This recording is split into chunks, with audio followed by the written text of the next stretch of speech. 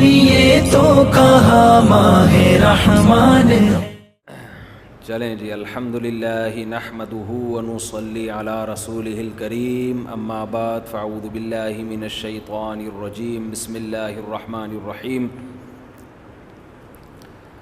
آج ہم نے سورہ بقرہ ختم کی ہے، سورہ آل عمران شروع کی ہے.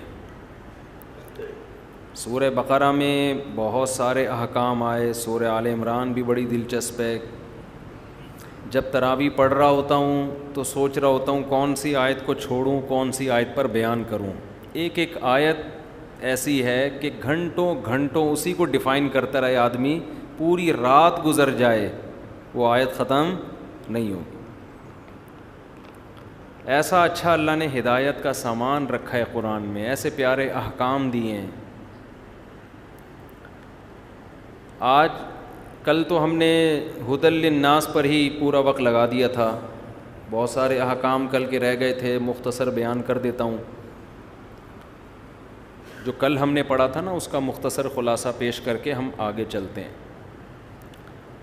کل جو ہم نے آیتیں پڑھی تھیں، اللہ تعالیٰ نے ہمیں بتایا کہ دیکھو یہ جو قرآن ہے نا، جو آسمانی کتاب تمہیں دی گئی ہے، یہ کوئی پہلی مرتبہ نہیں ہوا. اللہ نے ہم سے پہلی امتوں کو بھی کتابیں دی ہیں، جن میں دو مشہور قومیں جن کے آج بھی دنیا میں بہت بڑے اثرات ہیں گہرے، ایک یہودی اور ایک عیسائی. یہودی حضرت موسیٰ علیہ السلام پر ایمان رکھتے تھے اور ان کے بعد جو پیغمبر آئے، لیکن انہوں نے حضرت عیسیٰ علیہ السلام کی نبوت کا انکار کر دیا.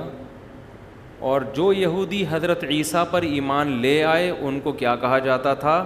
عیسائی. سمجھ رہے ہیں؟ دماغ حاضر رکھ کے سنا کریں، بالکل فریش ہو کے. میں کوشش کرتا ہوں کوئی ایسی بات نہ کروں جس سے آپ ٹینشن میں جانا شروع ہو جائیں. مشکل اردو بھی استعمال نہیں کرتا، بہت آسان. جس کے سر پہ بال نہ ہوں وہ تو ایک دم سمجھ جائے گا، کوئی رکاوٹ ہوگی نہیں. بال والوں کی تھوڑی ٹینشن ہوگی کہ تھوڑا اندر جانے میں ٹائم لگے. وہ بھائی کے سر پہ بال نہیں ہے نا، اس لیے مجھے دیکھ کے خیال آیا. تو قرآن کی دعوت اتنی واضح ہے. قرآن کہتا ہے ہم نے تم سے پہلے دو قوموں کو بھی کتابیں دی تھیں. موسیٰ علیہ السلام کو کوہ طور پہ بلا کے تورات دے دی اور بنی اسرائیل کو کہا کہ اس پر عمل کرو. بنی اسرائیل کی نالائقیاں اللہ نے بہت ذکر کی ہیں قرآن میں. اتنی نالائقیاں کیونکہ معجزے دیکھنے کے عادی ہو گئے تھے وہ. اب کوئی بات بھی عقل سے ان کی سمجھ میں نہیں آتی. ہر بات میں مطالبہ کرتے کہ اے موسیٰ آپ جو یہ بات کہہ رہے ہیں نشانی دکھائیں پھر مانیں گے ہم. یہ لت پڑ گئی ان کو. آپ اپنے بچے کو کوئی کام کا بولو، وہ نہیں کر رہا ہو، آپ کو یہ لو 5 روپے اور کام کر دو، وہ کام کرے گا. اگلی دفعہ جب آپ اسے کام کہو گے تو بغیر 5 روپے کے کرے گا کام. وہ ہیں کہا بھائی ابو 5 روپے چاہیے پھر کروں گا میں. بچے بھی کہہ رہے ہوں گے 5 روپے کا زمانہ گیا. تو بنی اسرائیل بھی ہر بات پہ مطالبہ کرتے. قرآن کہتا ہے بنی اسرائیل کو جب فرعون سے نجات ملی ہے، اللہ نے انہیں تورات دی. بنی اسرائیل نے کہا کہ ہم گواہ بنیں گے کہ اللہ آسمان سے آپ کو کتاب پکڑا رہا ہے. ہم اپنی آنکھوں سے یہ منظر دیکھنا چاہتے ہیں تاکہ ہمیں یقین آ جائے. کتنی بدبختی کی بات ہے یا نہیں ہے؟ ارے تم نے معجزے دیکھ لیے، تم نے فرعون کو ڈوبتے ہوئے دیکھ لیا، تم نے موسیٰ کی لاٹھی کو سانپ بنتے ہوئے دیکھ لیا، اب اتنے بڑے مطالبے کیوں کر رہے ہو؟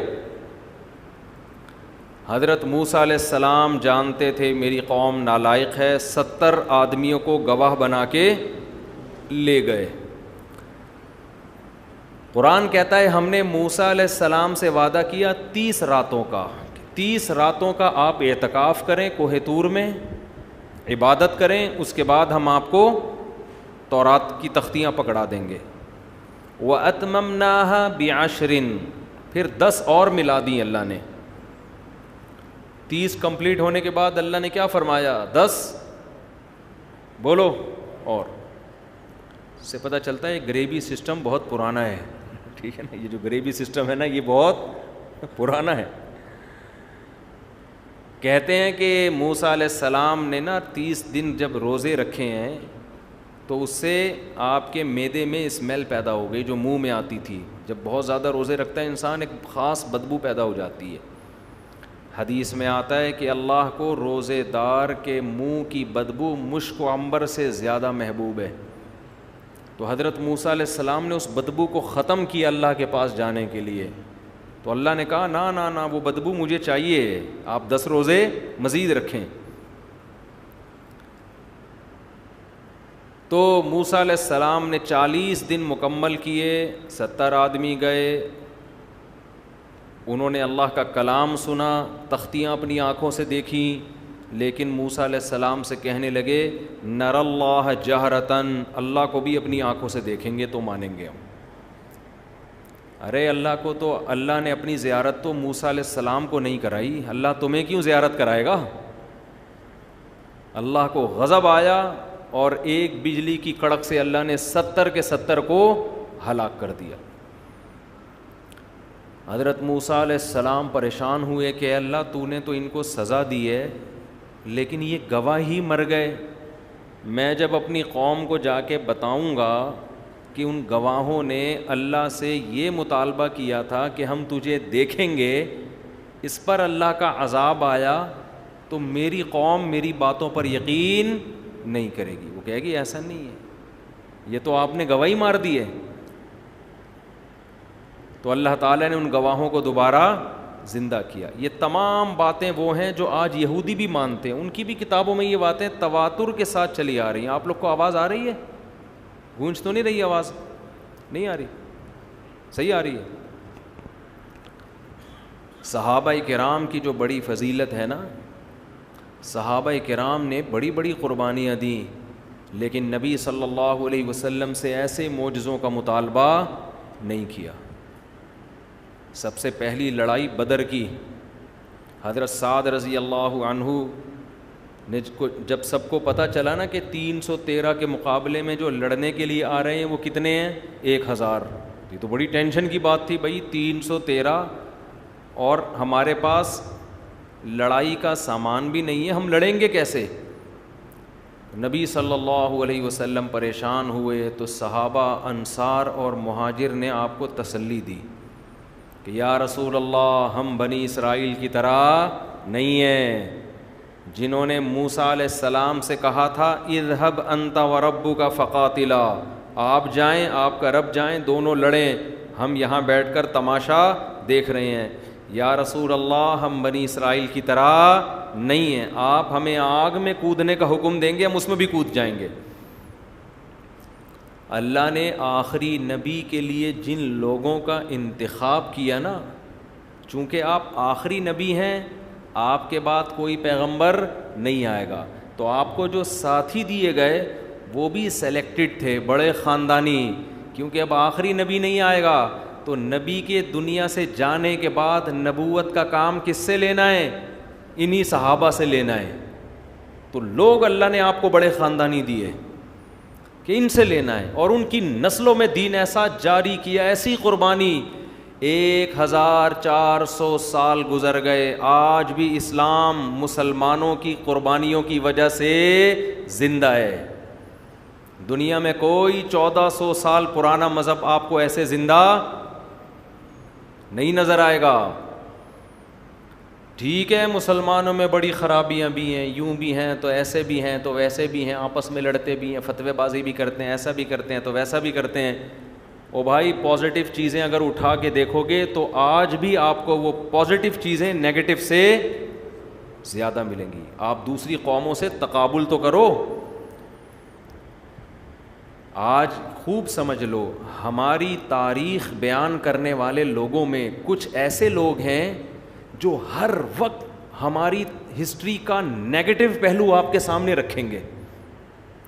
بنو امیہ ایسے تھے, حجاج بن یوسف ایسا تھا, محمد بن قاسم لٹیرا تھا, محمود غزنوی ڈاکو تھا، ٹیپو سلطان ایسا تھا، فلاں ایسا تھا، فلاں ایسا تھا، سراج الدولہ ایسا تھا. وہ پوری تاریخ خلافت عثمانیہ بدعتیوں کی تھی. بنو عباس باغی تھے، بنو امیہ چور تھے، لٹیرے تھے، لونڈے تھے. ایسا لگتا ہے کہ جیسے اسلامی تاریخ میں کوئی انسان کا بچہ پیدا ہوا ہی نہیں ہے.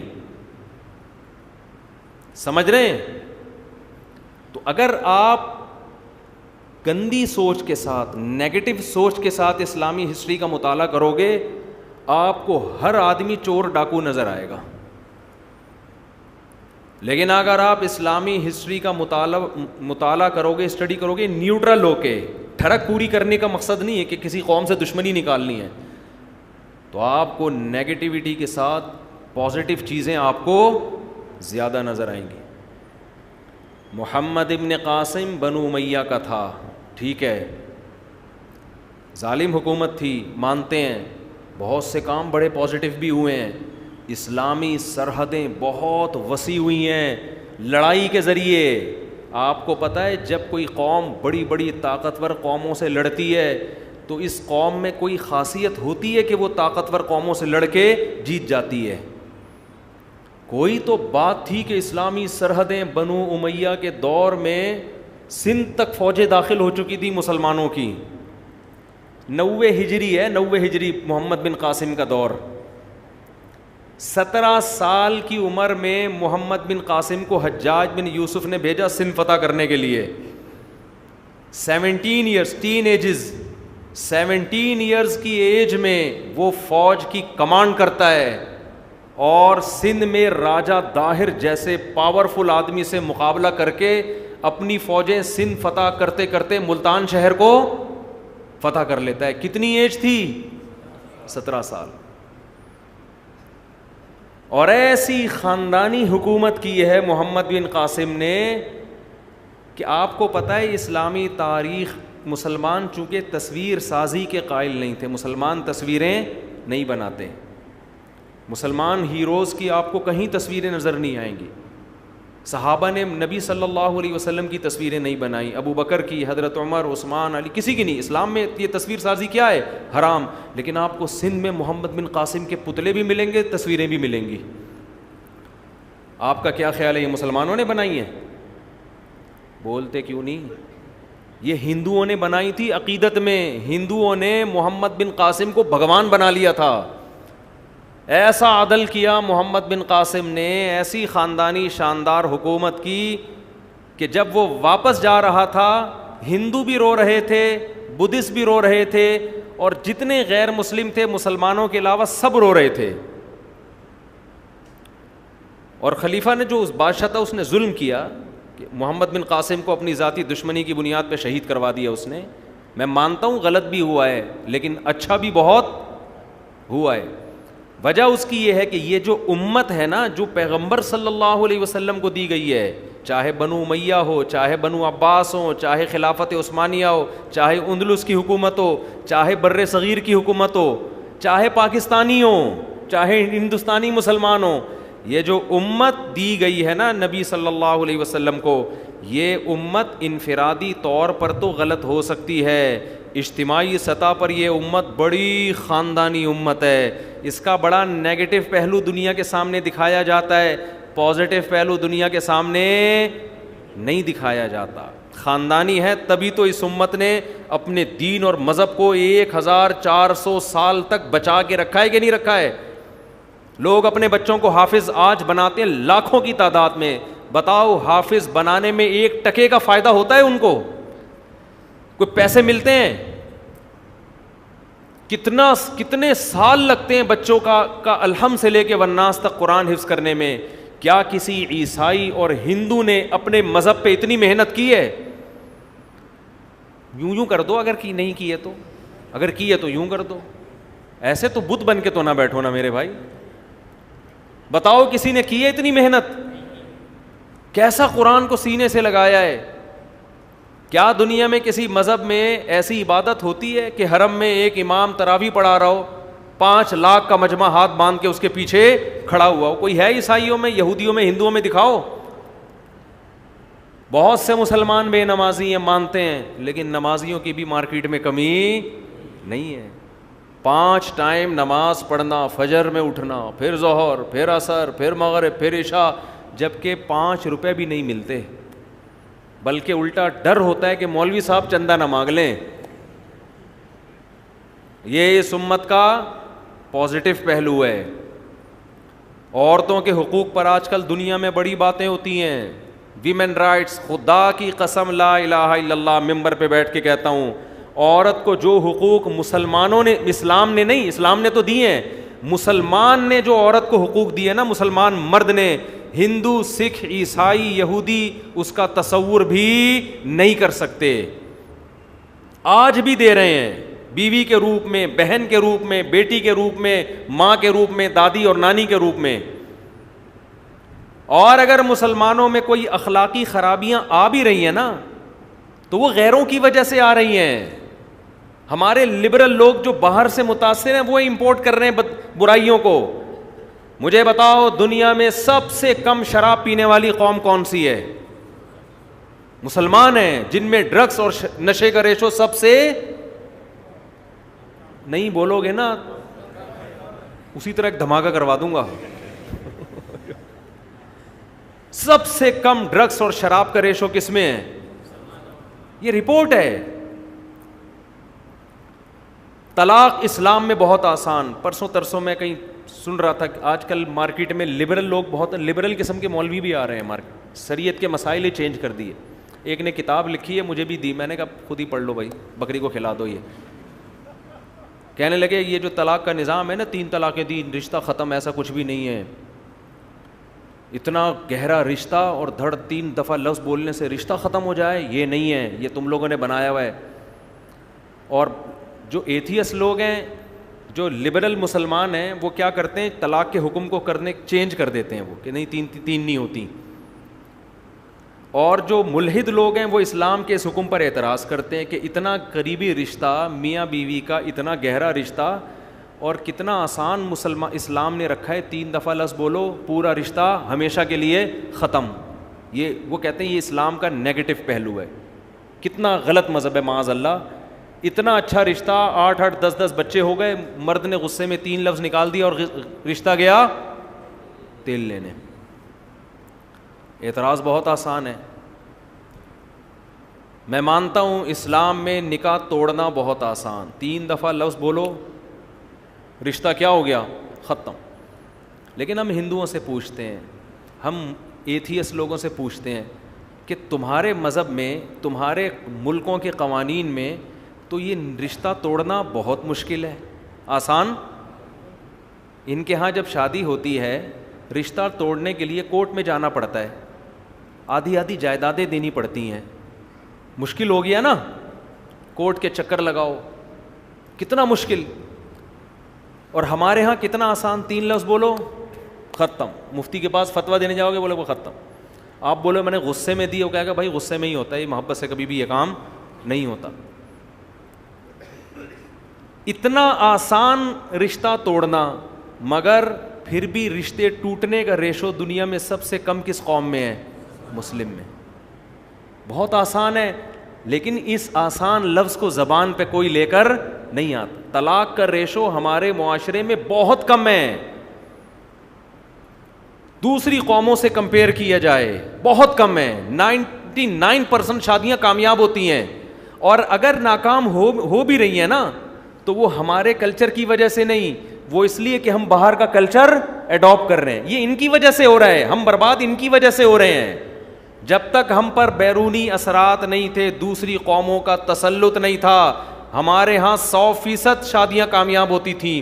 جیسے جیسے ڈرامے، فلموں کے ذریعے اور ان کا کلچر ہمارے معاشرے میں آ رہا ہے، ڈیورس کا ریشو ہمارے معاشرے میں بڑھ رہا ہے. تو یہ ہماری خرابی نہیں ہے، یہ غیروں کی خرابی ہے جس سے ہم متاثر ہو رہے ہیں.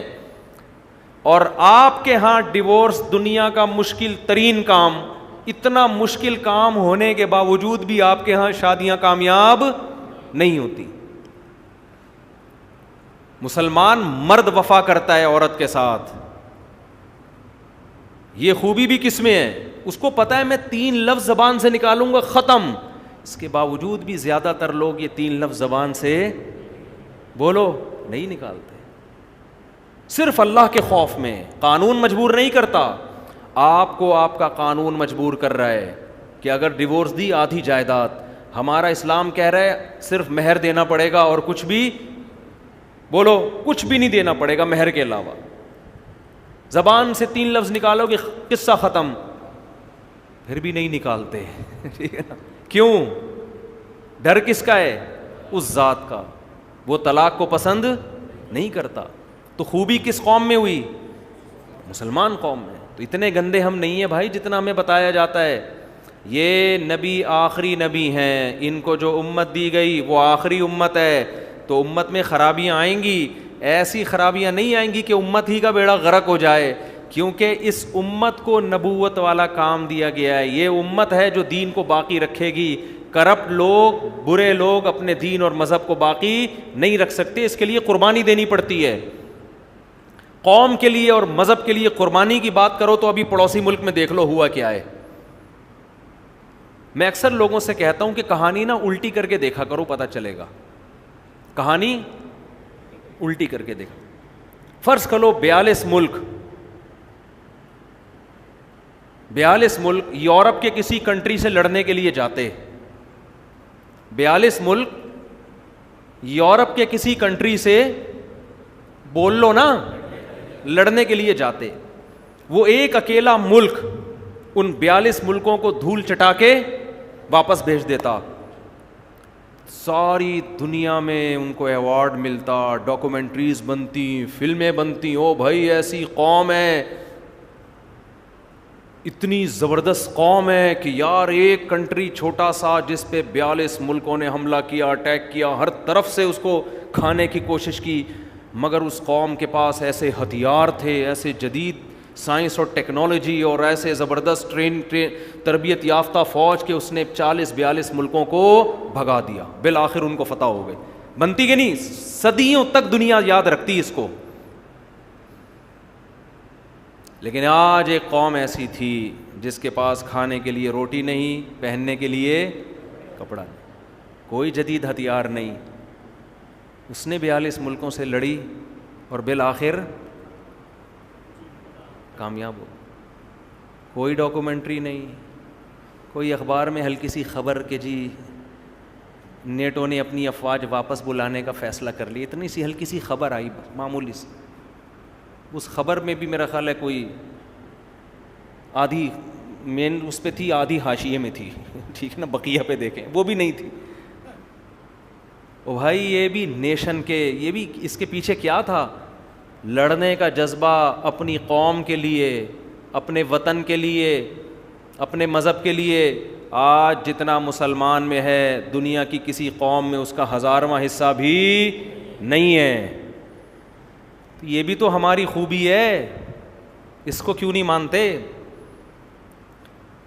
کہاں سے کہاں بات چلی گئی، کدھر جا رہے ہیں جس طرف ہم کو لیے جاتا ہے دل. ہمارے حضرت ایک شعر پڑھا کرتے تھے، کچھ نہ رستے کا پتہ ہم کو نہ منزل کی خبر، جا رہے ہیں جس طرف ہم کو لیے جاتا ہے دل. بعض لوگ صبح صبح گھر سے نکلتے ہیں تو کچھ پروگرام ہی نہیں ہوتا کہاں جانا ہے، بس جدھر دل چاہے گا وہاں جائیں گے ہم.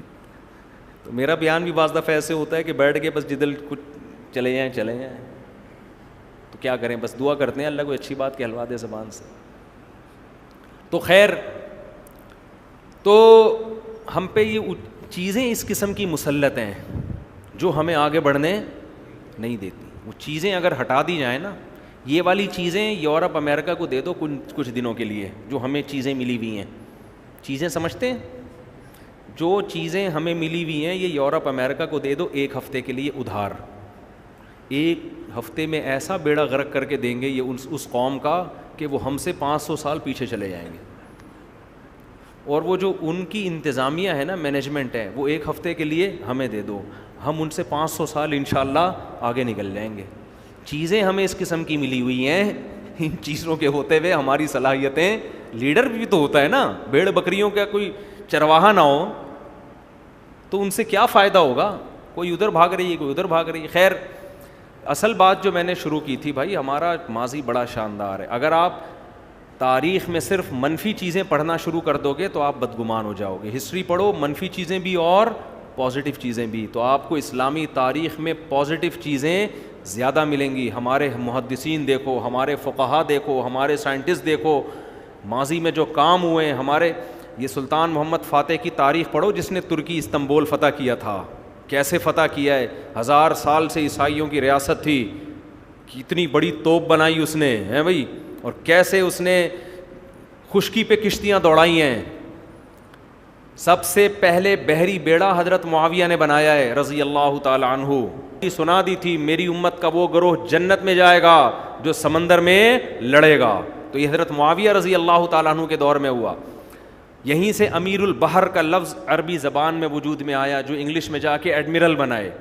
خیر یہ ٹاپک نہیں ہے, میں تو اصل میں یہ عرض کر رہا تھا کہ بنی اسرائیل موسیٰ علیہ السلام کو جو قوم ملی, وہ قوم میں کچھ لوگ تو اچھے تھے مگر اکثر کیا تھے, نالائق. غلامی کی وجہ سے نا نالائق بن گئے, بہت تنگ کیا. تو اللہ ہمیں بنی اسرائیل کے واقعات بتاتا ہے. موسیٰ علیہ السلام نے بنی اسرائیل سے کہا کہ گائے ذبح کرو. بنی اسرائیل نے کہا گائے کیسی ہونی چاہیے ہیں بھائی. جب انسان کا دل نہیں کر رہا ہوتا نا عمل کرنے کو, تو پھر وہ چون و چرا بہت کرتے ہیں. کیوں کیوں کیوں سوالات کی ایک طویل فہرست ہوتی ہے اس کے پاس. بھائی اللہ کہہ رہا ہے کر لو, ہر چیز کی لاجک کیوں پوچھ رہے ہو. کیا کس قسم کی گائے ہونی چاہیے؟ موسیٰ علیہ السلام نے بتایا اس قسم کی ہونی چاہیے. کلر کیسا ہونا چاہیے؟ اگلا سوال تو نہیں, ایسا کلر ہونا چاہیے. اے موسیٰ اس طرح کے تو بہت سارے کلر ہوتے ہیں, ابھی بھی سمجھ میں نہیں آ رہا کیسا ہونا چاہیے. بڑی مشکل سے جا کے ذبح کیا گائے کو, تو ہر جگہ پریشان کیا. لیکن بہرحال بنی اسرائیل میں اچھے لوگ بھی تھے, ان کا بھی اللہ نے تذکرہ بیان کیا. آج کے رکوع میں اللہ تعالیٰ نے فرمایا الم تر الی الملأ من بنی اسرائیل من بعد موسیٰ. موسیٰ علیہ السلام کے بعد نا بنی اسرائیل میں کئی عرصے کے بعد جا کے بنی اسرائیل میں ایک پیغمبر پیدا ہوئے. ان پیغمبر نے حکم دیا اپنی قوم کو کہ فلاں قوم نے تم پہ ظلم کیا ہے, تمہیں تمہارے گھروں سے نکالا ہے. کئی واقعہ ہے یہ جس کی ہمیں پوری ڈیٹیل نہیں ملتی. تو اب تم اس قوم سے لڑو. اب کیا کرو؟ لڑائی کرو, جہاد کرو اور اپنا علاقہ اپنے قبضے میں واپس لو. نہیں, پیغمبر نے خود نہیں کہا, اس قوم نے کہا پیغمبر سے کہ دیکھیں ہمیں ہمارے فلاں ملک سے نکالا گیا, ہمارے اپنے بچھڑ گئے ہم سے, اس قوم نے ہم پہ ظلم کیا ہے. آپ اللہ سے پرمیشن لیں کہ اللہ ہمیں اس قوم سے لڑنے کی اجازت دے. جہاد کرنا چاہتے ہیں ہم, تاکہ اس قوم سے لڑیں اور یہ علاقے ہمارے قبضے میں آ جائیں. وہاں بھی کوئی وظیفوں کا تذکرہ نہیں ملتا کہ بنی اسرائیل نے پیغمبر سے کہا ہو کہ ہمیں اس قوم نے ظلم کر کے چونکہ واپس نکال دیا ہے. اللہ سے پوچھیں کوئی ایسا وظیفہ پتہ چل جائے کہ یہ قوم یہ شہر چھوڑ کے نکل جائے اور ہم دوبارہ اس شہر میں آ کے آباد ہو جائے. بنی اسرائیل میں اتنی سینس تھی کہ اس قوم سے لڑائی اور پھڈے کے بغیر ہم یہ علاقہ واپس بولو نہیں لے سکتے. سمجھتے ہو نا, اسباب اختیار کرنے پڑیں گے. تو نبی نے اپنی قوم سے یہ کہا کہ دیکھو تمہارے ماضی کے حالات ایسے ہیں جس سے پتہ چلتا ہے کہ اگر میں نے اللہ سے جہاد کی اجازت لے لی اور اللہ نے آرڈر دے دیا تو تم لڑو گے نہیں. پھر تم باتیں پھینکنے میں کیا ہو, بولو ماسٹر ہو. تو اس لیے چپ کر کے آرام سے تمیز سے ہنسی خوشی زندگی گزارو, کیونکہ حکم آ گیا نا, آرڈر, پھر فرض عین ہو جائے گا. ابھی تو ظلم کر کے تمہیں وہاں سے نکال دیا, دنیا میں نقصان ہوا ہے. اگر اللہ نے حکم دیا لڑو, پھر نہیں لڑے تو کس کا عذاب آئے گا؟ اللہ کا. تو چپ کر کے بیٹھے رہو, کیونکہ مجھے امید نہیں ہے کہ تم لڑو گے, تمہارے اندر وہ گٹس نہیں ہے. آج بھی ایسا ہے, بعض لوگ بڑے دعوے کرتے ہیں لیکن پتہ ہوتا ہے کہ یہ پھینکنے کے عادی ہیں, جب پڑے گی نا نہیں کریں گے. یہ گدوں پہ بیٹھنے والا تھوڑی لڑ سکتا ہے. بہت سے لوگ جہاد کی باتیں کر رہے ہیں گدے پہ بیٹھ کے نا, ایئر کنڈیشن روم ہے, گدا لگا ہوا ہے ملٹی فارم کے, اس پہ اچھل بھی رہے ہیں اور چائے پی رہے ہیں اور کہہ رہے ہیں یار جہاد کیوں فرض نہیں ہوتا یار, جہاد ہونا چاہیے. جہاد اس طرح کے لوگ جہاد وہ کرتے ہیں جو پہاڑوں میں رہتے ہیں. آرمی میں جب ٹریننگ دی جاتی ہے تو آپ جا کے دیکھو نا, دنیا کی ہر آرمی میں, ہماری آرمی میں بھی. میرے دوست جو فوج میں ہیں, آفیسرز ہیں جو انفینٹری میں ہیں, کبھی میں فون کرتا ہوں نا کہاں ہے, کہہ رہے جی سبی میں بیٹھا ہوا ہوں میں.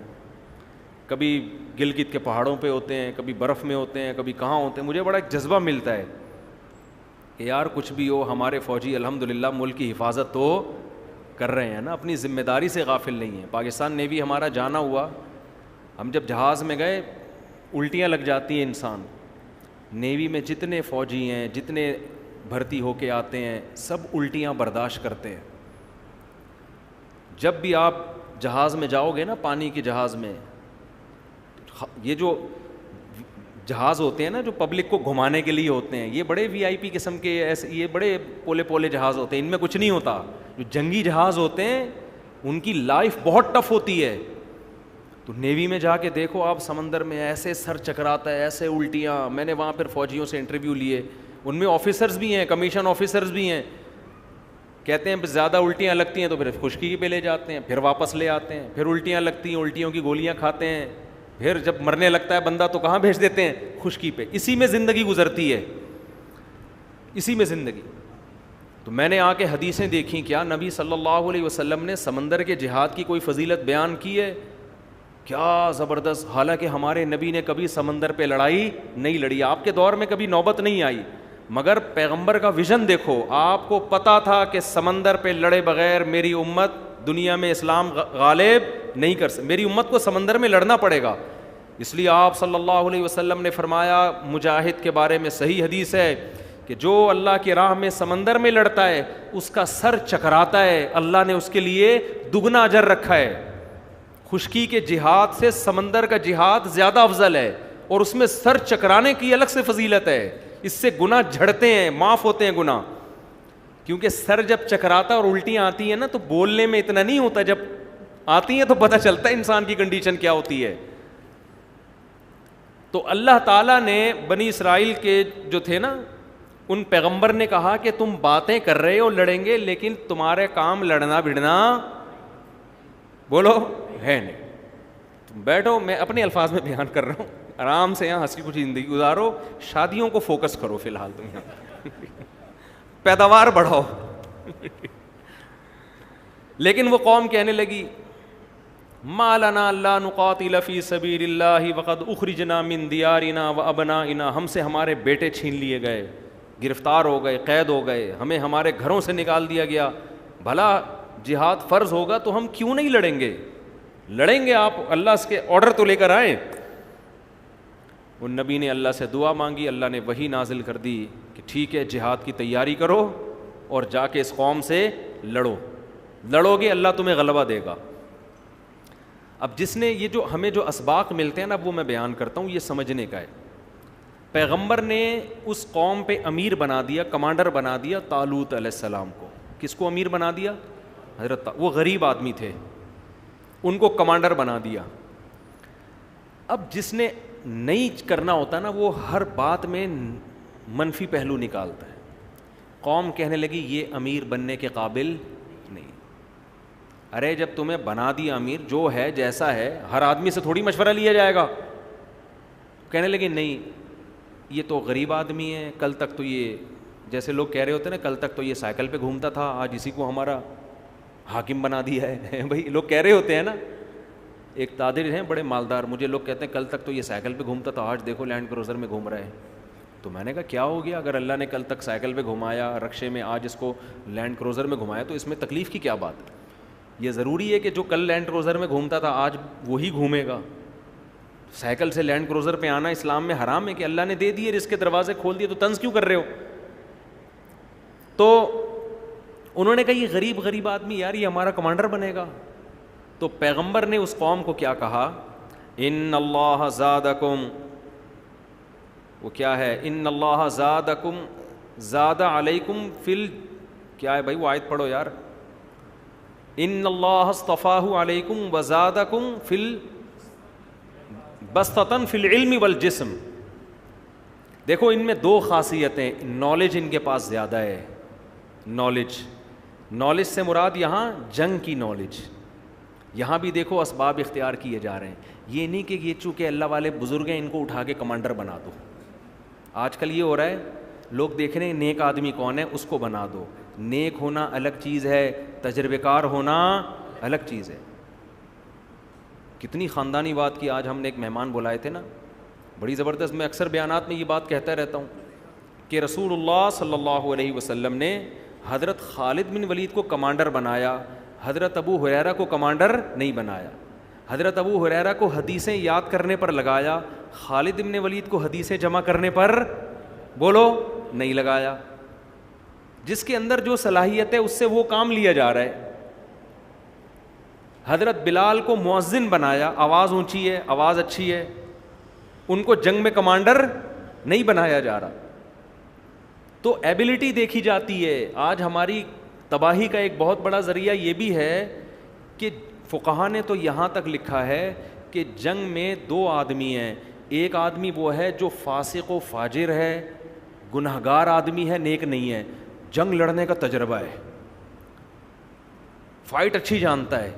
مسلمانوں کا کمانڈر اس فاسق و فاجر کو بنایا جائے گا. دوسرا نیک ہے, پرہیزگار ہے, اللہ اللہ کرتا ہے, تہجد گزار, روزے دار, مگر جنگی تجربہ اس کے پاس بولو نہیں ہے, اس کو کمانڈر نہیں بنا, وہ مروا دے گا. ٹھیک ہے نا, وہ کیا کرے گا؟ وہ اتنا نرم دل ہے اللہ اللہ کرنے کی وجہ سے کہ جب اس کو آپ نے کمانڈر بنایا اور دشمن نے آ کے للکارا تو اس کی کانپیں ٹانگنے لگیں. یا وہ بیچارہ انسپائر ہو گیا ان سے. میں نے بعض نیک لوگ ایسے دیکھے ہیں, ان سے مکھی نہیں ماری جاتی, اتنے نرم دل ہوتے ہیں, ان کے اندر ہی کوالٹی ہے, نرم دل ہے. اب وہ ان سے تلوار, ایک صاحب ایسے بھی تھے ہمارے محلے میں, بہت نیک تھے, قربانی میں ان سے بکرا ذبح نہیں ہوتا تھا, ان کو رونا آنا لگتا تھا, یار میں کیسے کاٹوں یار. لیکن ان میں تھوڑی عقل تھی, انہوں نے کہا یار اللہ کا حکم ہے, اس کو پورا کرو اپنے دل کو. وہ ان سے بکرا نہیں کٹتا تھا, تھے بہت نیک, انتقال ہو گیا, اللہ مغفرت فرمائے. قربانی میں بکرا نہیں کٹتا ان سے نا, رونا آتا تھا ان کو. وہ نہیں کہہ رہے بھائی میرے سے نہیں یہ منظر دیکھا جاتا. نیک تھے, درس قرآن بھی دیتے تھے, اتنے نیک تھے. اب آپ بتاؤ ایسے نیک کو جب آپ کمانڈر بنا دو جس سے بکرا نہیں کٹ رہا, وہ دشمن کی گردن کہاں سے کاٹے گا؟ وہ تو بندوق چلانے سے پہلے وہ سامنے والا کہے گا میرے چھوٹے چھوٹے بچے ہیں, کہے گا یار اس کے تو چھوٹے چھوٹے بچے ہیں. یہ نہیں دیکھ رہا کہ یہ سارے کیا کمارے چھڑے چھاٹ ہیں جو ہمارے ساتھ لڑنے کے لیے آئے ہوئے ہیں, یہ بھی تو کسی کے بچے ہیں. تو جنگ کے اصول الگ ہوتے ہیں. تو خیر نبی نے کیا کہا کہ دیکھو یہ جو طالوت ہے نا, اللہ نے ان کو نالج دی ہے, جنگ لڑنے کا تجربہ, جنگی امور. نقشے بھی محمد بن قاسم کے بارے میں تاریخ کی کتابوں میں ہے کہ سندھ کا نقشہ ایک دفعہ اس نے دیکھا ہے ایسے, اور اس نقشے کو دماغ میں انسٹال کیا اور کہاں پہنچا؟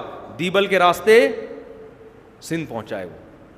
کیونکہ اتنے لمبے لمبے صحرا اور سمندر عبور کرنا آسان کام نہیں تھا. اس کے لیے کھوپڑی, پہلے گوگل میپ تھوڑی تھا, آپ کے دماغ کو گوگل میپ والا کام کرنا چاہیے تھا. اب آپ نے ایسے کند ذہن آدمی کو نقشہ پکڑا دیا کہ دیبل جانا ہے بھائی, وہ پوری رات بیٹھا ہوا کہ یار یہ ادھر سے ٹن ماروں گا, ادھر سے بصرہ آ رہا ہے, بصرہ سے لیفٹ پہ ٹن ماروں گا تو کوفہ آ رہا ہے, کوفہ سے جب ادھر کو نکلا تو ابے بھائی میری کھوپڑی کام نہیں کر رہی. پتہ چلا دیبل کو فتح کرنے نکلے تھے, نکل گئے افغانستان. وہی میں لطیفہ سناتا ہوں نا کہ ایک آدمی جو تھا, پہلے یہ ایجنٹ نہیں ہے, ٹریول ایجنٹ, یہ لوگوں کو پیسے دے کے نا ادھر لانچ میں بٹھا کے کبھی دبئی کبھی قطر کہاں کہاں بھجواتے تھے. اس میں فراڈی بہت ہوتے تھے. تو ایک آدمی نے ٹریول ایجنٹ کو پیسے دیے کہ مجھے مسقط جانا ہے. اس نے گھما کے نا سمندر میں جانے کے بعد پتہ نہیں چلتا کدھر آ گیا آدمی, گھما کے ادھر گوادر پہ اتار دیا اس کو, ساحل پہ. پہلے گوادر آباد بھی نہیں تھا, اب یہ گوادر میں گھوم رہا ہے, یہ سمجھ رہا ہے مسقط ہے. اس کو بھائی اب تو خود جا. اس کو بندہ نظر آیا ریگستان میں, اس نے پوچھا یار تمہیں پتہ ہے کہ مسقط کدھر ہے؟ کہتے پتہ نہیں, میں تو خود قطر میں گھوم رہا ہوں بھائی. مجھے تو پتہ نہیں میں خود کہاں ہوں, قطر میں گھوم رہا ہوں. تو جس کو سمندر میں ستارے پڑھنے نہیں آتے, راستوں کا پتہ نہیں ہے, وہ کمانڈ کرے گا. اور بعض لوگ ایسے کن ذہن ہوتے ہیں, ان کو سمجھاؤ پھر بھی. فوج میں کمیشن آفیسر کے لیے ISSB کا ٹیسٹ ہے. اس کی ایک بہت بڑی وجہ یہ ہے کہ اس کی کھوپڑی کام کرتی ہے کہ نہیں کرتی ہے. ٹھیک ہے نا, کمانڈ کرے گا تو اس کے لیے کیا چاہیے؟ کھوپڑی چاہیے. مروا نہ دے کہیں. اس کو بولا تھا بھائی کارگل جانا ہے اور یہ کہاں نکل لی ہے؟ چترال کی طرف نکل لی ہے یہ. خیر ان کو وہی قطر میں چھوڑے, بھی بہت لمبا, پھر وہ بیان کا سارا رخ ہی چینج ہو جاتا ہے. تو حضرت ان پیغمبر نے کیا کہا کہ غریب ہیں لیکن دو کوالٹی ہیں. نمبر ایک علم. علم کیا ہے؟ نالج, جنگوں کا تجربہ, نقشے پڑھنا, یہ سب چیزیں ان میں تم سے زیادہ ہیں. دوسری چیز جسم, صحت مند بھی ہیں. تجربہ تو آپ کے کمانڈر کے پاس بہت ہے مگر کمانڈر نہیں ہے, اتنا سا ہے, وہ آدھا نظر آ رہا ہے آدھا نہیں ہے. اسے دیکھ کے موٹیویشن ہی نہیں ملتی آدمی کو. کمانڈر جب خود آگے آگے ہوتا ہے فوجیوں کو ایک موٹیویشن ملتی ہے کہ یار یہ لڑ رہا ہے تو ہم بھی لڑیں گے. یہ انسان کی نا پرسنالٹی کا بڑا, فوج میں بڑے دیکھو گورے نے نا, گورا بڑا ہوشیار ہے, گورے نے فوج میں کچھ ایسے جو ہمارے ملک میں بھی فالو کر رہے ہیں, گورے نے بڑی کچھ چیزیں بڑی خاندانی کی ہیں. اور یہ نبی صلی اللہ علیہ وسلم کا اصول ہے. ہمارے نبی صلی اللہ علیہ وسلم فوج میں کمانڈر بناتے ہوئے یا کسی دوسرے ملک کا سفیر بناتے ہوئے جسمانی پرسنالٹی بھی دیکھا کرتے تھے. علامہ ابن کثیر رحمہ اللہ نے لکھا ہے کہ نبی نے جتنے سفیر غیر ملکیوں کے پاس بھیجے نا, غیر ملکی بادشاہوں کے پاس, ان میں دو کوالٹی تھیں. سب خوبصورت تھے اور سب کو بولنا بڑا اچھا آتا تھا, تاکہ جب پہلا امپریشن پڑے نا غیر مسلم بادشاہ کے پاس وہ متاثر ہو جائے, روب میں آ جائے کہ بھائی کوئی بندہ آیا ہے بات کرنے کے لیے. آپ نے کسی ایسے کو بھیج دیا اس سے بات ہی نہیں ہو رہی, وہ ہچکچا رہا ہے, اس کی کانپیں ٹانگ رہی ہیں, وہ گھبرا رہا ہے, تو وہ کہے گا یار جن کا نمائندہ ایسا ہے وہ قوم بھی ایسی ہوگی. حالانکہ ضروری نہیں ہے بھائی, ہو سکتا ہے یہ بندہ ایسا ہو باقی قوم ایسی نہ ہو. پرسنالٹی کا بھی بڑا خیال کیا ہے. ایک صحابی تھے دحیہ کلبی غالباً نام تھا ان کا, وہ نبی کے سفیر تھے. اتنے خوبصورت, ایسا قد, ایسی پرسنالٹی کہ حضرت عمر نے ان پر پابندی لگا دی کہ مدینہ میں نقاب پہنے بغیر آپ کو آنے کی اجازت نہیں ہے, کیونکہ مدینہ میں بعض عورتوں کے فتنہ میں مبتلا ہونے کا اندیشہ ہو گیا تھا. ان کی جب عورتوں کی ان کی نظر پڑتی نا, اس خطرہ تھا کہ فتنے میں نہ پڑ جائیں گے. ایسی پرسنالٹی تھی. تو جب وہ مدینہ میں آتے منہ ڈھانک کے آتے کرتے, اندازہ لگاؤ کیا پر, جب یہ پرسنالٹی بادشاہوں کی آنکھوں میں آنکھیں ڈال کے بات کرتی ہوگی, بادشاہ بھی کہتے ہوں گے بھائی کوئی قوم ہے جس کا نمائندہ آیا ہے. تو اسی وجہ سے فوج میں کمیشن آفیسر کی پرسنالٹی بھی دیکھی جاتی. میں جب برما گیا نا, وہاں میں فوجی آفیسرز تو بہت ہوتے ہیں, گھوم رہے ہوتے ہیں, میں ان سے ملا تو پھر ہمیں اپنے فوجی یاد آئے. یار ہمارے فوجی کیسے ماشاءاللہ لمبے تڑنگے چوڑے ہوتے ہیں نا, پاکستان آرمی میں تو دیکھا ہوگا آپ نے, اور وہ واگا بارڈر پہ دیکھ لو. تو یہ جب میں نے برما کے دیکھا نا, اتنے سے ساشے گھوم رہے تھے فوجیوں کے. تو جب آدمی کمپیئر کرتا ہے نا تو پھر اپنی فوج کی قدر ہوتی ہے. میں نے کہا یار ہمارے تو بڑے ایک قداور ہوتے ہیں, ایسی پرسنالٹی ہوتی ہے, ان کو تو دیکھ کے دل چاہ رہا ہے گرفتاری دے دو ان کو, بلکہ ان کو گرفتار کر لو. یہ فرق پڑتا ہے. تو خیر ان پیغمبر نے کیا کہا, زادکم بسطتن فی العلم والجسم. اللہ نے ان کو جسامت بھی دی ہے, پرسنالٹی بھی دی ہے اور نالج بھی. تو پیسہ سب کچھ نہیں ہوتا.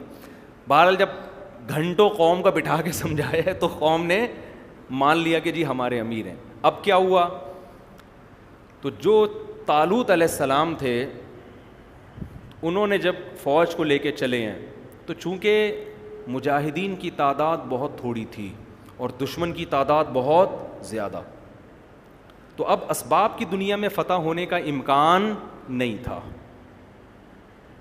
ایسے موقع پہ لڑنا جائز نہیں ہے, لیکن اللہ نے چونکہ مدد کا وعدہ کیا تھا وحی کے ذریعے, تو لڑنا کیا ہو گیا تھا, فرض ہو گیا تھا. جب اللہ نے وعدہ کر لیا, جب اللہ اگر ایک کو بھی لاکھوں سے لڑوا دے, تو جب اللہ حکم دے تو پھر تھوڑی دیکھا جائے گا کہ اسباب ہیں یا نہیں. نارملی شریعت نے حکم دیا ہے کہ اگر آپ کے پاس لڑنے کی طاقت نہیں ہے تو آپ لڑائی کا پنگا بولو نہ لیں. یہ جہاد نہیں ہے کہ ہے کچھ بھی نہیں اور پڑ جاؤ, یہ کر دو وہ کر دو. یہ ہمیں نبی کی سیرت سے نہیں پتہ چلتا. تو پھر کیا ہوا ہے کہ جب وہ, تو اب اسباب کی دنیا میں کمزور تھے, تو اب اللہ نے ان کو حکم دیا, حضرت طالوت کو کہا کہ میں آپ کی قوم کو آزماؤں گا, ان کو شدید پیاس لگے گی, جب اسباب نہیں ہے تو تقوی کی بیس پہ لڑیں گے نا اب تو اب میں ان کے تقوی کا امتحان لوں گا. شدید پیاس لگے گی لیکن دریا سے پانی پینے کی کسی کو اجازت نہیں ہے سوائے ایک آدھ چلو کے. اگر پانی پی لیا تو اللہ ان سے ناراض ہو جائے گا، پھر ان کو فتح نہیں ملے گی. یہ اللہ کی طرف سے آزمائش تھی. قرآن کیا کہتا ہے؟ فَشَرِبُوا مِنْهُ إِلَّا قَلِيلًا مِّنْهُمْ. زیادہ تر نے پیا، تھوڑے سے لوگ تھے جنہوں نے نہیں پیا. ان میں حضرت داؤد علیہ السلام بھی تھے جن کو ابھی تک نبوت نہیں ملی تھی، ان کو ابھی نبوت ملی نہیں تھی. زیادہ تر نے پی لیا، تھوڑے سے لوگوں نے نہیں پیا. تو اب اللہ کی مدد تو ہٹ گئی نا، لیکن ان تھوڑوں سو کے ساتھ اللہ کی مدد. مقابلہ کے لیے فوجیں سامنے آ کے کھڑی ہوئی ہیں، اتنی بڑی فوجیں، اور ان کا کمانڈر تھا، اس کا نام تھا جالوت.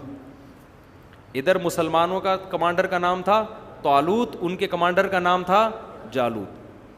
تو جنہوں نے پانی پیا تھا نا، انہوں نے اتنا بڑا لشکر دیکھ کے اپنے کمانڈر سے کہا لا طاقت لنا اليوم بجالوت وجنودی. جالوت اور اس کے لشکر سے لڑنے کی ہم میں طاقت نہیں ہو سکتا. بھائی ہمتیں پست. آپ کو پتہ ہے کسی فوج کی ہمت لڑائی سے پہلے پست ہو جائے، وہ پاورفل ہونے کے باوجود بھی فتح نہیں.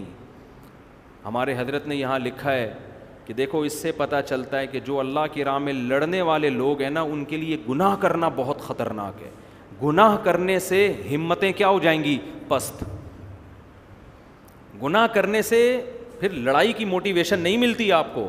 پھر یا تو آپ کے پاس پاور اتنی ہو کہ آپ کو پتہ ہے یہ تھوڑے سے لوگ ہیں، اڑا دوں گا میں ان کو. برابر کبھی مقابلہ ہوگا نا. اگر مسلمان گناہ کر رہا ہے، آپ کی فوج میں مجاہدین میں گناہ کرنے والے لوگ ہیں، آپ کی ہمتیں پست ہو جائیں گی. یہی ہوا اس قوم کے ساتھ. ان کی ہمتیں کیا ہو گئیں؟ پست. جنہوں نے پانی پیا تھا. جنہوں نے نہیں پیا تھا ان کی ہمتیں پست نہیں ہوئیں. وہ اپنی قوم کو سمجھا رہے ہیں. کم من فئۃ قلیلۃ. دیکھو بہت دفعہ ہسٹری اٹھا کے دیکھو ایسا ہوا ہے، بہت تھوڑی اور کمزور جماعتوں نے بڑی بڑی طاقتور جماعتوں کو اللہ کے حکم سے شکست دی ہے. جب ہم اللہ کے حکم پہ آئے ہیں تو اللہ ہمیں رسوا نہیں کرے گا، اللہ ہمیں فتح دے گا. تو قرآن کہتا ہے پھر جب لڑائی شروع ہوئی ہے نا تو اتنا بڑا یہ تو بھاگ گئے پتلی گلی سے. یہ جنہوں نے پانی پیا تھا نا، ان کی ہمتیں پست اور یہ پتلی گلی سے نکل گئے. اب جو تھوڑے سے لوگ بچے ہیں ان کی آزمائش ڈبل ہو گئی کہ نہیں ہو گئی؟ تو اور آزمائش ہے بھائی. آپ کے اپنے لوگ بھاگ گئے، ان کو تو اللہ نے کیا سزا دی ہوگی اس کا قرآن میں تذکرہ نہیں ہے. حدیث قرآن میں تو یہ پتہ چلتا ہے کہ جو میدان جنگ سے بھاگتا ہے تو بہت بڑا عذاب ہے اس کے لیے قیامت کے دن. اس پر اللہ کا غضب ہے، اس پر اللہ کی لعنت ہے، کیونکہ وہ خود نہیں بھاگ رہا، وہ دوسروں کا جذبہ بھی خراب کر رہا ہے. وہ اتنا بڑا جرم ہے میدان جنگ سے بھاگنا. جو اکبر الکبائر ہے نا، اکبر الکبائر، ان اکبر الکبائر میں علماء نے میدان جنگ سے بھاگنے کو لکھا ہے کہ اگر آپ میدان جنگ میں اپنے ساتھیوں کو اکیلا چھوڑ کے بھاگ جاتے ہیں، ڈٹنا ہے آپ نے، وہاں پہ رہنا ہے. تو وہ تھوڑے سے لوگ تھے، ان میں حضرت داؤد بھی تھے جن کو نبوت نہیں ملی تھی. تو قرآن کہتا ہے کہ جب لڑائی شروع ہوئی ہے تو یہ تھوڑے سے مجاہدین نے اللہ سے دعا مانگی. کیا دعا مانگی؟ وہ دعا پڑھتے ہوئے بڑا مزہ آتا ہے. ربنا افرغ علینا صبرا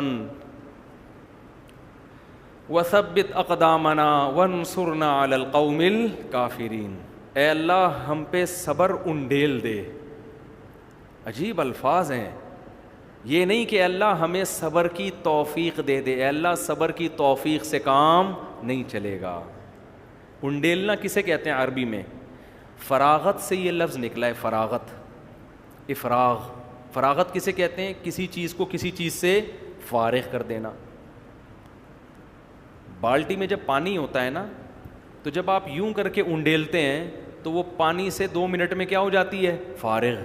اس لیے انڈیلنے کے معنی میں افراغ کا لفظ آتا ہے. افرغ، انڈیل. ایک ہوتا ہے پانی پائپ سے ڈالنا، اس میں تھوڑا پانی آتا ہے. ایک ہوتا ہے پانی کا چھڑکاؤ کرنا.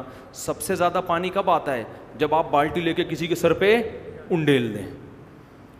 گویا وہ سب مجاہدین دعا مانگ رہے ہیں، اے اللہ اتنی بڑی قوم سے ہماری لڑائی ہے، تھوڑا بہت صبر نہیں چاہیے، ہم بھاگ جائیں گے، ہمارے قدم اکھڑ جائیں گے، ہم نہیں لڑ سکتے.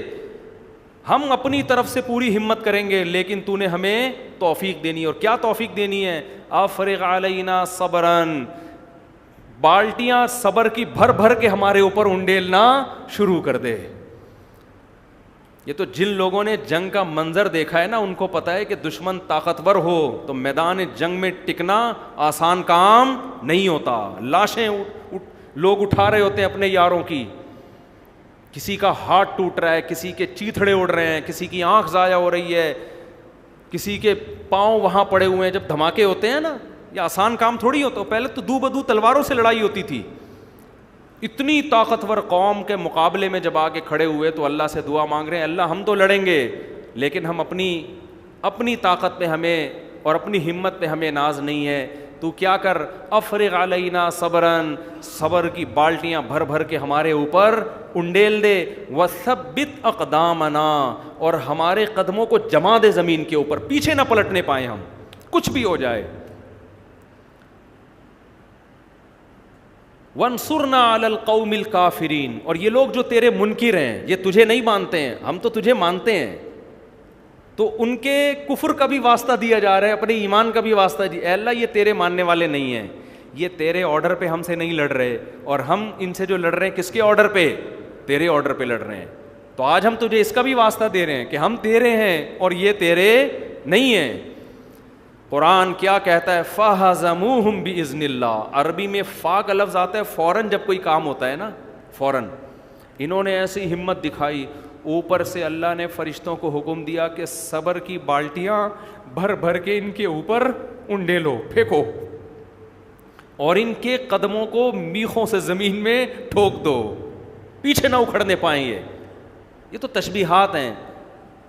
تو قرآن کیا کہہ رہا ہے, ایسی ہمت سے لڑے ہیں. فَهَزَمُوهُمْ بِإِذْنِ اللَّهِ, اللہ کے حکم سے اتنی طاقتور جماعت کو شکست دے دی. اور جو ان کا سب سے بڑا کمانڈر تھا نا, طالوت.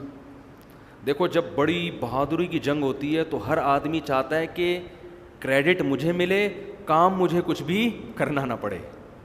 جو 2 نمبر لوگ ہوتے ہیں نا, وہ یہ چاہ رہے ہوتے ہیں کہ نام ہمارا ہے, تصویریں کھنچوانے سب سے آگے آ جائیں گے. ٹھیک ہے, صحیح دیکھا ہوگا آپ لوگوں نے. لیکن جن کو اللہ کی رضا کی فکر ہوتی ہے وہ ان چیزوں کی پرواہ نہیں کرتے. تو قرآن کہتا ہے ان لڑائی کرنے والوں میں جو تھوڑے لوگ, ایک تو بنی اسرائیل ویسے نالائق, پھر جو لڑنے کے لیے آئے وہ اور تھوڑے, ان میں سے بھی زیادہ تر بھاگ گئے. تو جو تھوڑے سے بچے ہوں گے وہ کتنے مقدس لوگ ہوں گے کہ نہیں ہوں گے.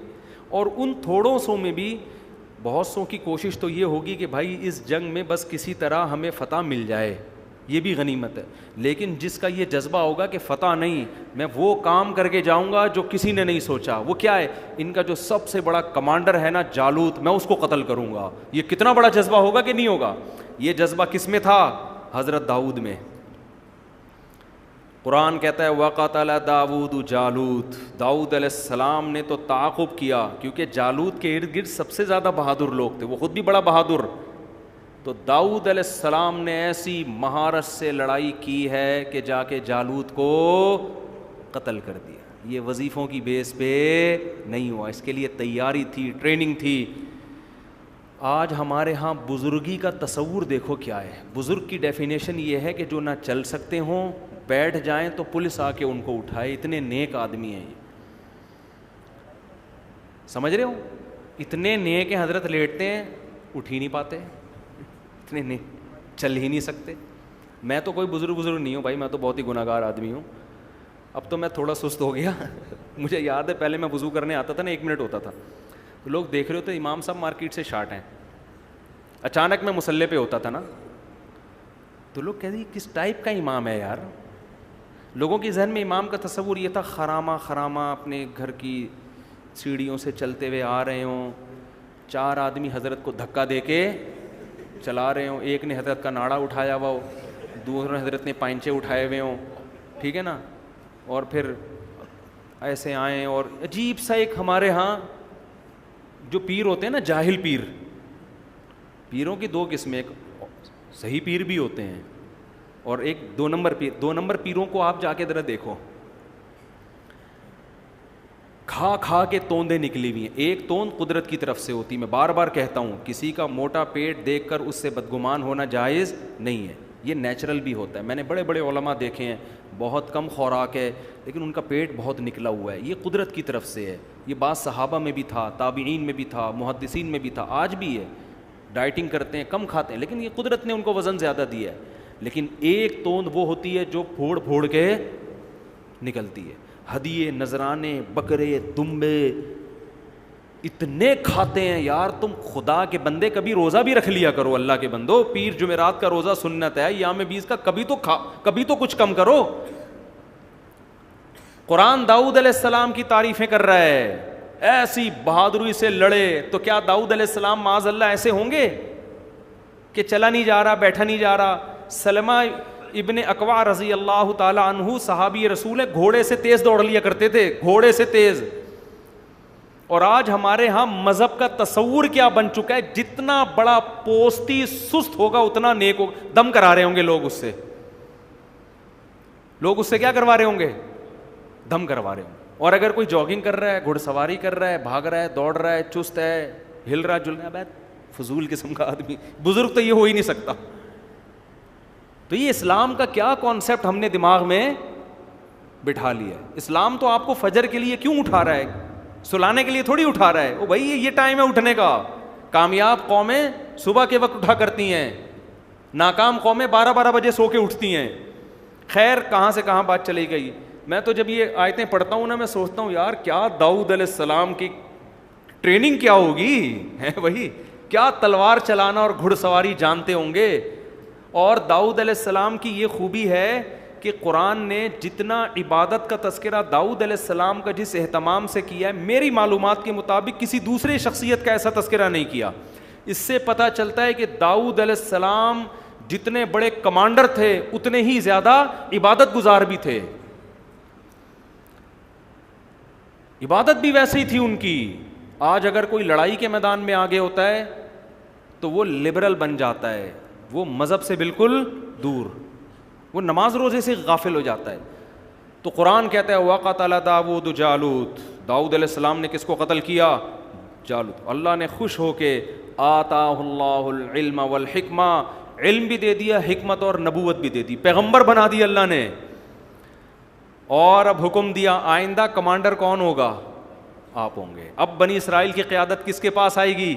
یہ الیکشن سے سلیکشن نہیں ہو رہی. اگر بنی اسرائیل میں جمہوریت ہوتی, کسی مکھنچو کو اپنا کمانڈر بنا دیتے.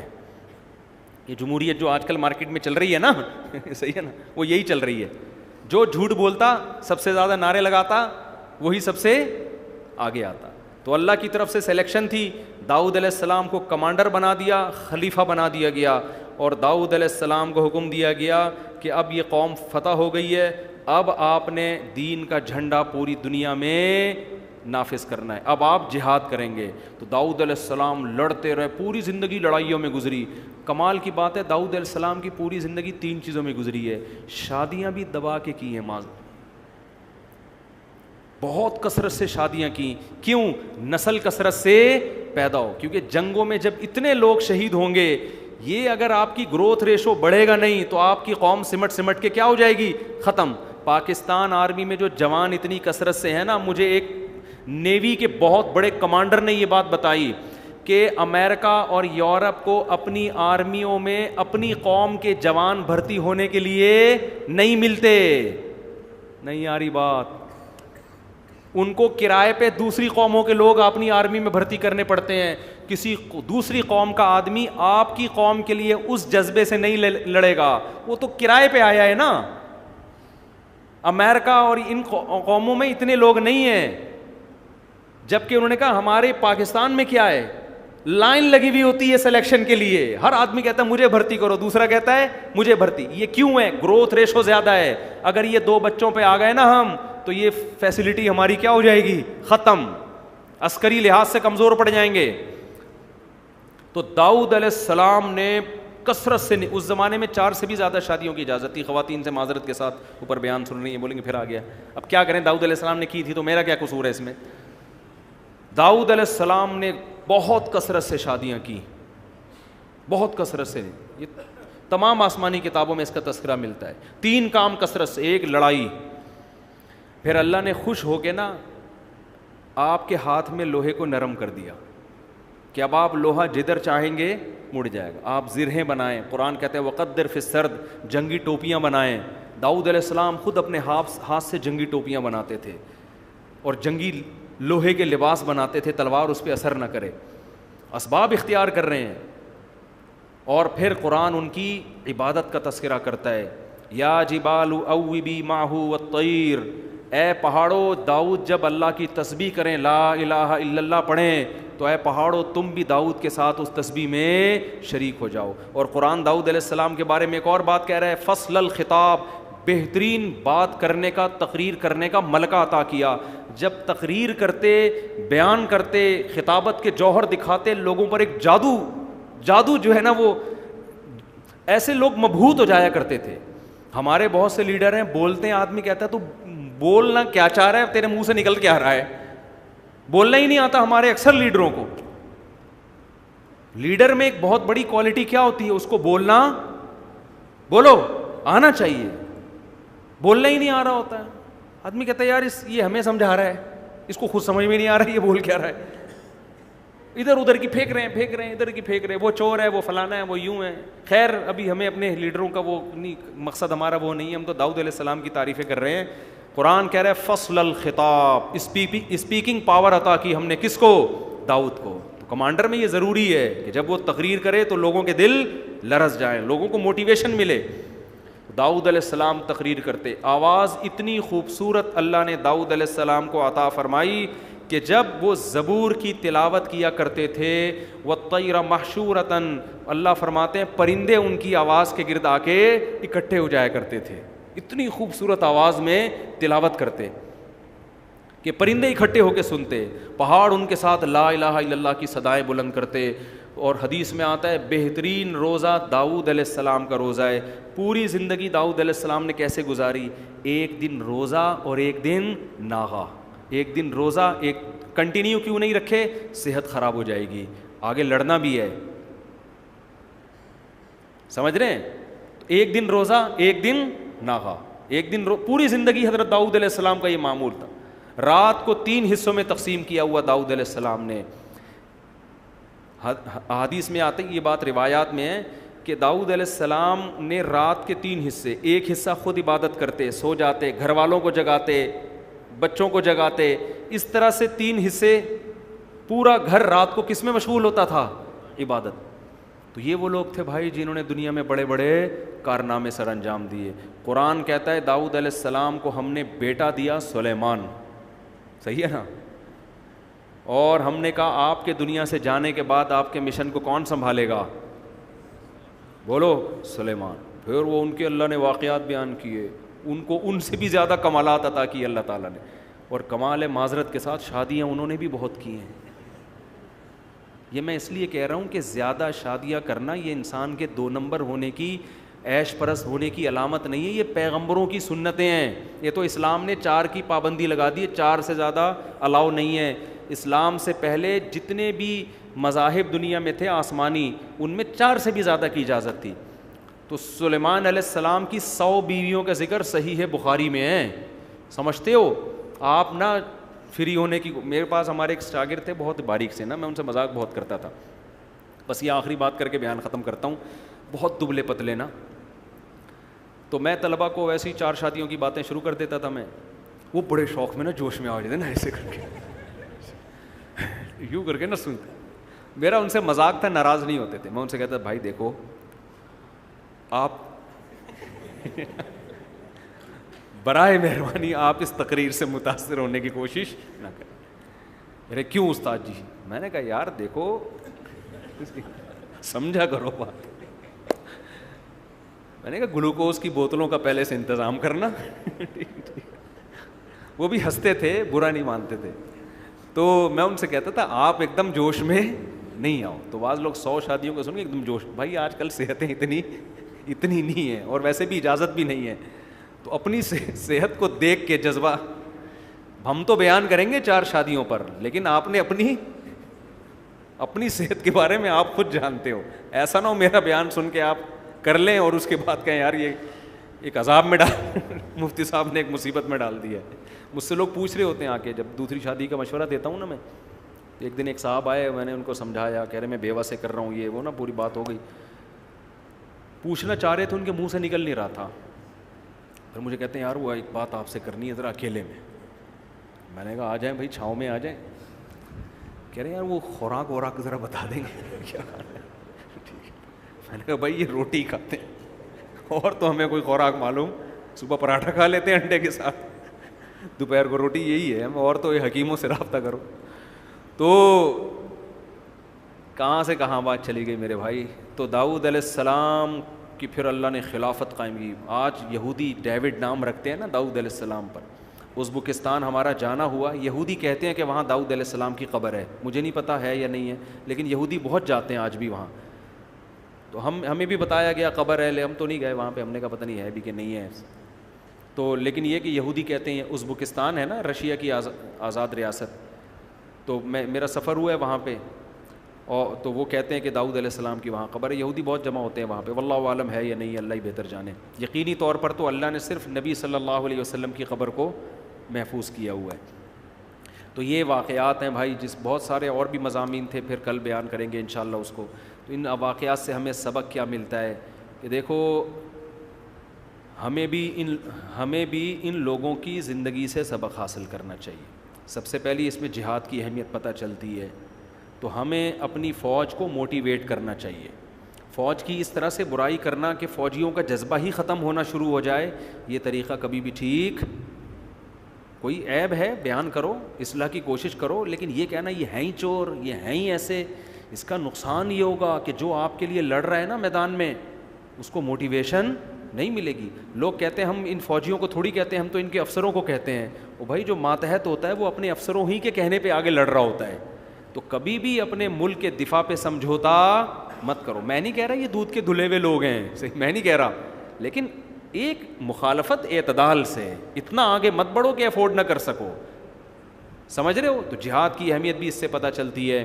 دوسرا, اس میں جو ہمارے لڑنے والے فوجی ہیں ان کو یہ عبرت حاصل کرنی چاہیے, ہماری آرمی کو, ہماری نیوی کو, ہماری ایئر فورس کو, کہ اگر آپ نے اپنی فوج میں دین کا عنصر شامل نہیں کیا, مذہب کی موٹیویشن کو شامل نہیں کیا, لوگوں کو, فوجیوں کو لبرل بنانے کی کوشش کی, تو پھر اللہ کی فتح اور نصرت ہمارے ساتھ نہیں ہوگی. اللہ کی مدد ہمارے ساتھ جب ہوگی جب ہمارے فوجی نماز کی پابندی کریں گے, رمضان کے روزوں کی پابندی کریں گے, داڑھی کو برا نہیں سمجھیں گے, جب تلاوت کا معمول ہوگا اور اللہ رسول کی باتیں ہوں گی اور ان آیتوں کو ان کے درس ہوں گے, تعلیم ہوگی, قرآن سیکھنے اور سکھانے کا معمول ہوگا, ہماری ہسٹری پڑھائی جائے گی, پھر فوج کو موٹیویشن. اور اگر آپ نے ہماری آرمی کو کیونکہ فوج میں ایسے لوگ موجود ہیں جو چاہتے ہیں فوج کو لبرل بنا دیں, وہ کہتے ہیں مولوی ہٹاؤ فوج سے, اور یہ داڑھی والے ہمیں پسند نہیں ہیں, یہ نماز روزہ نہیں, لبرل.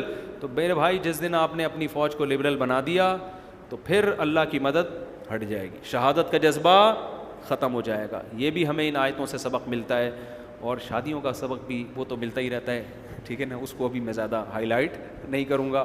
اور عبادت کا بھی ملتا ہے کہ کیسے داؤد علیہ السلام کی عبادتیں, یہ جب داؤد علیہ السلام کا اصل ٹاپک آئے گا نا, وہاں اور تفصیل سے انشاءاللہ ہم بیان کریں گے. اللہ تعالی ہمیں سمجھنے کی, عمل کرنے کی توفیق عطا فرمائے. وما علینا الا البلاغ.